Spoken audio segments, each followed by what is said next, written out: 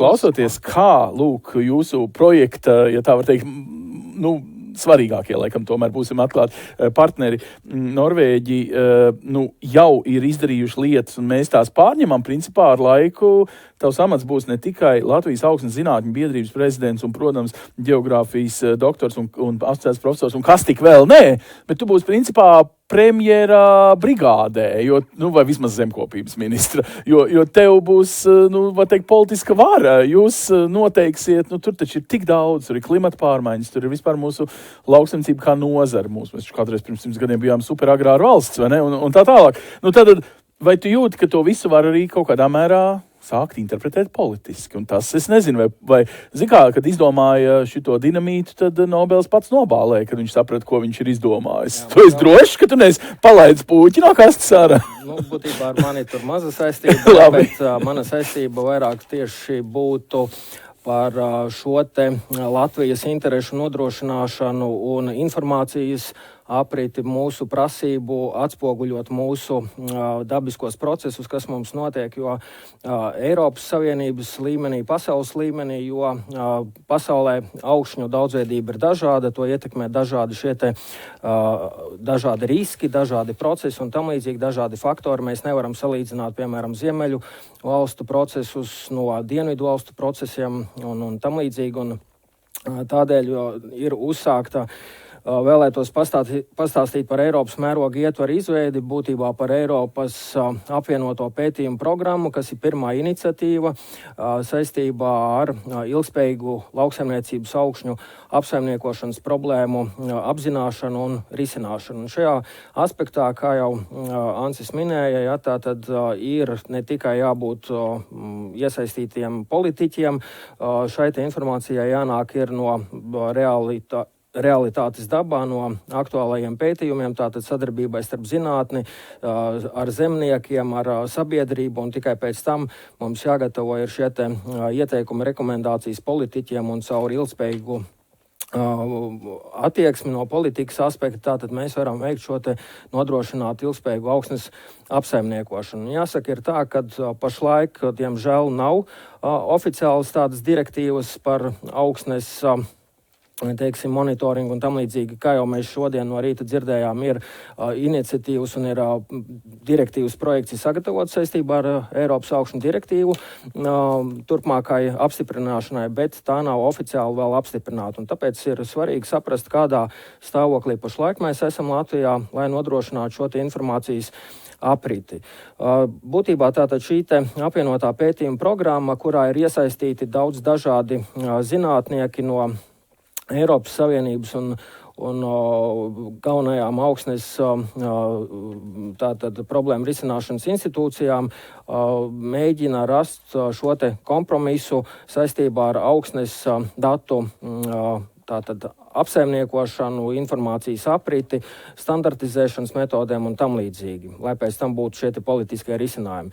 Šeit ir piemērs no kreisajā pusē attēlā karte par Eiropas augsnes segas izplatību, un šeit mēs varam novērot to, ka pēc krāsām, tātad augsnes nosaukums, ja mēs skatāmies, tātad ziemeļu valstīs atšķirās tās augsnes, kas sastopams vidusjūras reģionā un tam līdzīgi, un, protams, tātad, kad to nosaka klimata apstākļi, ka pie mums nokrišņi pārsniedz iztvaikojumu, līdz ar to pie mums Latvijas reģionā un ziemeļos dominē lejupējošās plūsmas, visu, ko mēs uzberam virsū kaļķi un tam līdzīgi, tātad skalojās ārā, notiek paskābināšanās procesi, un savukārt dienvidu valstīs ir otrādā, kur nokrišņi ir mazāk par iztvaikojumu, un tur šie te procesi nāk no apakšas uz augšu.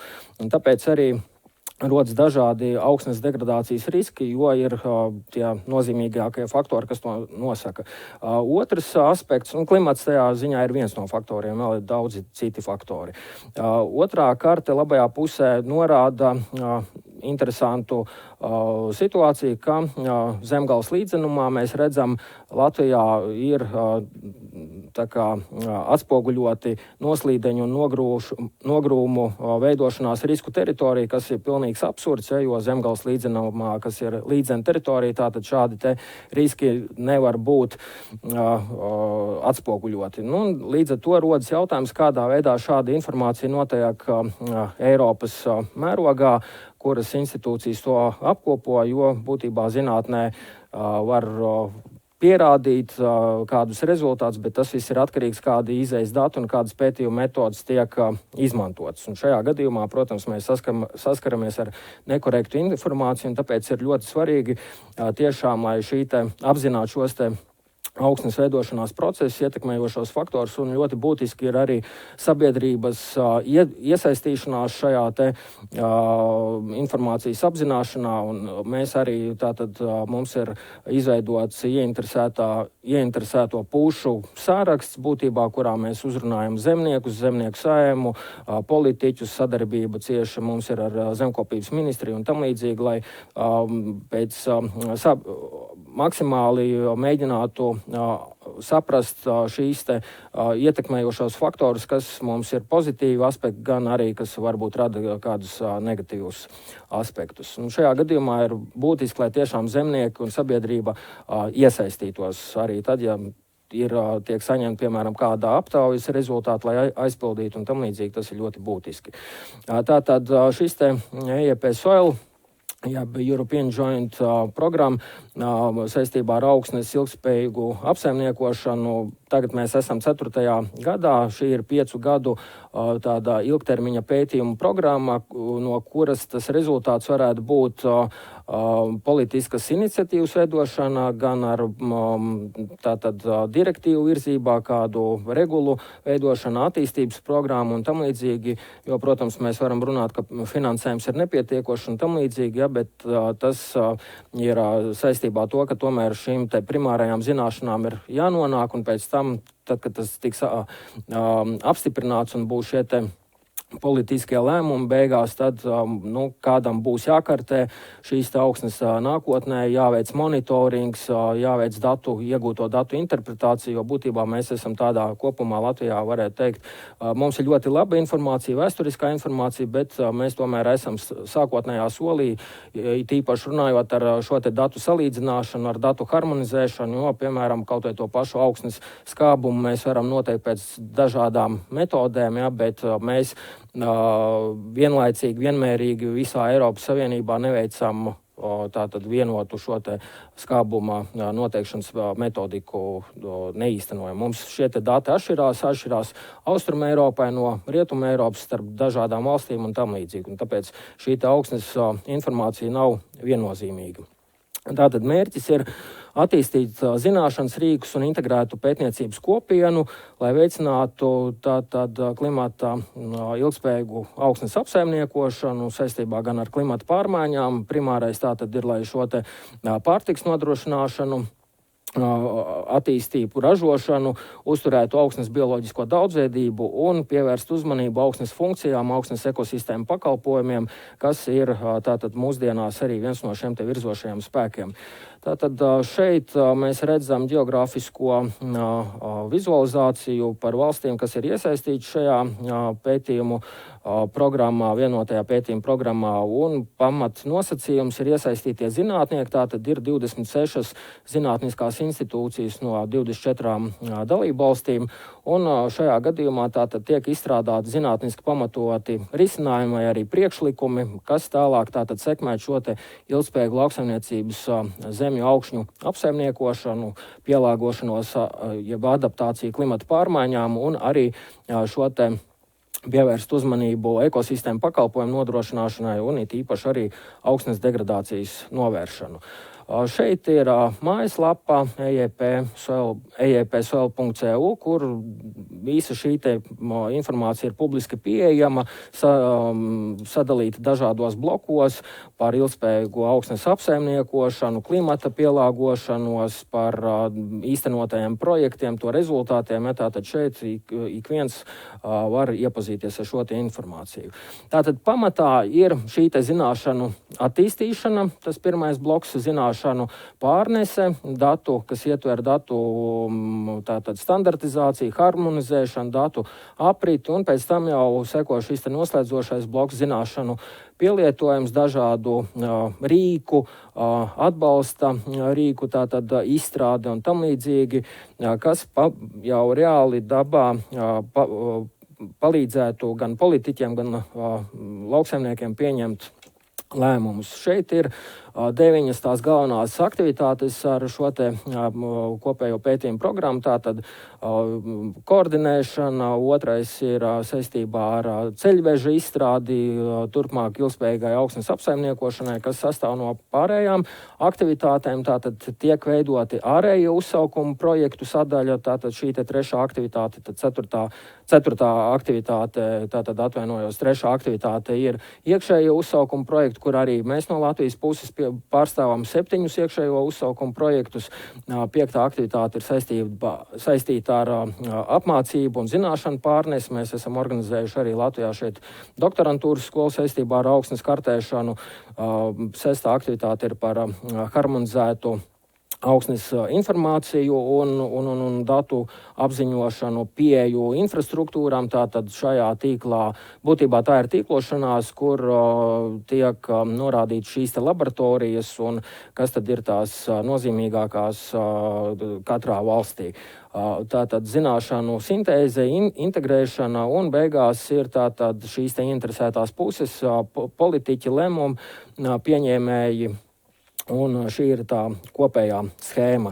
Ja mēs skatāmies detalizētāk šo te uzsaukumu projektos, tad šis ir tāda eksperimentāla programma, var teikt, kad ir dalībvalstis un šīs te pārstāvētās zinātniskās institūcijas, un tātad ir jārisina 5 svarīgākās problēmas: augsnes klimata pārmaiņu mazināšana, augsnes pielāgošanās klimata izmaiņām, ilgspējīga lauksaimnieciskā ražošana un augsnes erozija, dažādi degradācijas riski un tam līdzīgi. Un tad šajā gadījumā atbilstoši šīm te tēmām institūcijas, organizācijas tātad veido konsorcijus starp dažādām valstīm. Un, ja piemēram, pieņemsim organiskā oglekļa piesaiste augsnē, ja tāda tēma varētu būt, tad šajā gadījumā tās institūcijas, kam šī tēma ir interesanta un kas veido kapacitāti, tātad piedalās šīs tēmas īstenošanā. Un caur šiem projektiem, būtībā caur konsorcijām, izveidojas sadarbības starp zinātniekiem, starp šīm institūcijām, un tālāk jau kopīgi tā zināšanu pārnese norisinās tālāk uz sabiedrību, uz lēmumu pieņēmējiem. Šeit ir piemēri ar tiem 7 tēmām, kuru Latvija tātad mēs pārstāvam. Tātad ir inovatīva augsnes apsaimniekošanas prakse Eiropā, inovatīvas tehnoloģiju stimulēšana saistībā ar tālizpētes datu izmantošanu, un, lai prognozētu augsnes oglekļa telpisko izplatību Eiropā, lauksaimniecības augsnes kvalitātu un ekosistēmu pakalpojumu indikātoru un to references vērtību, jeb fonu vērtību, tātad inventarizācija augsnes organiskā oglekļa piesaistes potenciāls lauksaimniecības augsnēs Eiropā, par dialogu starp ieinteresētajām pusēm, jeb tā sakot anglicismā stakeholderiem saistībā ar šo te iesaistīšanu, integrēšanu un ņemot vērā šīs agroekoloģiskās sistēmas par apsaimniekošanas praksēm, arī šo te lēmumu atbalsta rīku izstrādu un tam līdzīgi, un arī par visbeidzot scenāriju modelēšanu saistībā ar dažādu politikas izmaiņu ietekmi, kā tas ietekmētu šo te sociālo-ekonomisko attīstību un augsnes ekosistēmu pakalpojumus. Un visbeidzot var teikt, ka šīs sagaidāmās ietekmes ir gaidāms ilgtermiņā, kad šī pētījuma programma būs beigusies, ja tālāk turpināsies šī sadarbības ar ieinteresētajām organizācijām, dalību valstīm, kur jau šie konsorcija būtībā ir izveidoti, un līdz ar to attīstīsies šīs stratēģijas saistībā ar augsnes ilgspējīgu apsaimniekošanu un ieviešanu un aktivitātēm Eiropas Savienībā caur izpratnes veicināšanu par augsnes apsaimniekošanu, par augsnes oglekļa piesaisti, zinātniskās kapacitātes saiknes un sadarbības stiprināšana. Tātad, ja mums jau ir izveidot šī sadarbība, tad tā var kļūt tikai spēcīgāka. Un katra valsts šajā gadījumā var dot savu pienesumu saistībā ar šo te augsnes veidošanās procesu, zināšanām, modelēšanas aspektiem, tālespējas metožu izmantošanu un tam līdzīgi.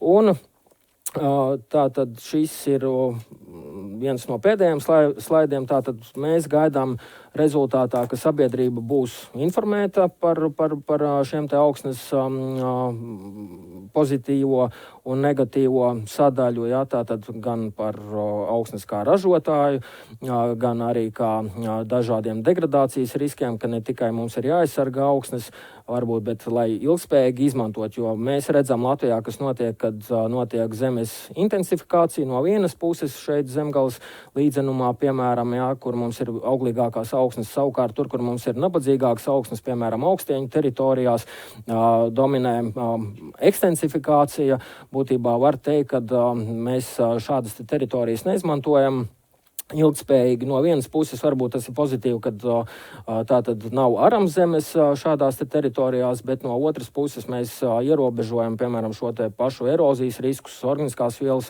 samazināšanos un tam līdzīgi. Nu, un tā tad ir rezultātam jābūt šajā te politiskajā līmenī. Tātad ceram, ka būs Eiropas augšņu monitoringa direktīva un saistībā ar augsnes veselību un tam līdzīgi, lai mēs varam veidot šo te kapacitāti Latvijā, lai mūsu politiskās institūcijas un pētnieciskās institūcijas būtu gatavas nodrošināt šo te datu pienesu, un tāpēc mēs arī redzam šos te projektu rezultātus, un lai arī sabiedrība būtu iesaistīta, jo ir atsevišķi gadījumi, ka mēs runājot ar zemniekiem un ieinteresētajām personām saņemam tādu paviršu attieksmi, ka tomēr nelabprāt iesaistās cilvēki šajos pasākumos aptauju veikšanā, bet cilvēki, diemžēl, nesaprot to, ka šī informācija nonāk pēc tam augstākajos politikas līmeņos un tomēr ir ar savu aktivitāti jāpiedalās, un tas ir līdzīgi kā vēlēšanās. Un šeit ir viena bilde vēl, kur mēs pagājuši gadu Latvijas Universitātē Dabas mājā organizējām šo te Eiropas augsnes dienas, un šeit mēs redzam apmēram 200 cilvēkus, kuri bija galvenie tie, kas piedalās šajā te vienotajā pētījuma programmā. Tātad tiek pārstāvēts visas Eiropas Savienības dalību valstis, arī Turcija, tā skaitā. Un tātad visas šīs te institūcijas. Tā kā būtībā var teikt, ka mēs esam aktīvi starptautiskā mērogā un cenšamies nodrošināt šo te informācijas apriti un nodrošināt pienesumu. Nu, šeit ir tā diskusija par to, kādi tad ir tie izejas dati, kādas tās pielietošanas iespējas nākotnē, jo mūsu vēsturiskā informācija ir veidota pēc tā laika standartiem, ja mums augšņu kartes ir no 1960. gadiem līdz 90. gadiem pagājušajā gadsimtā sagatavots, bet tagad mēs pārējām uz modelēšanu, tālespējas rīku izmantošanu, mums jāstrādā uz algoritmu izstrādu un tam līdzīgi pie augsnes klasifikācijas sistēmas pilnveidošanas, un šie ir tie jautājumi, ar ko būs jāsaskarās nākotnē, bet pats galvenais ir tomēr veidot šo te kapacitāti, un kapacitāti nodrošināt mēs varam arī ar šiem te līdzdalības procesiem. Ko, Raimond, es tev apsveicu, jo tajā smukajā bildē, ko tu mums rādi, patiesībā ir jauneklīgas sejas, ne tikai smaidošas un ar tādām bišķiņ sastrādātām rokām, ne tikai zinātniskām tulznām, bet arī, vai ne, jo rakt tur arī vajag, ja, tur nevar tikai pie datora klabināt, vai ne. Tā kā, wow, tur ir ko redzēt, vai ne, tas nozīmē, ka mēs būsim galvaspilsēta, nevis tie Norvēģi, ne, kādu dienu, šitajā zinātnes, tā kā jomā. Nu, protams. Galvenais tik sirms, lai uzņemtos šo galvaspilsētas prezidenta status, ne?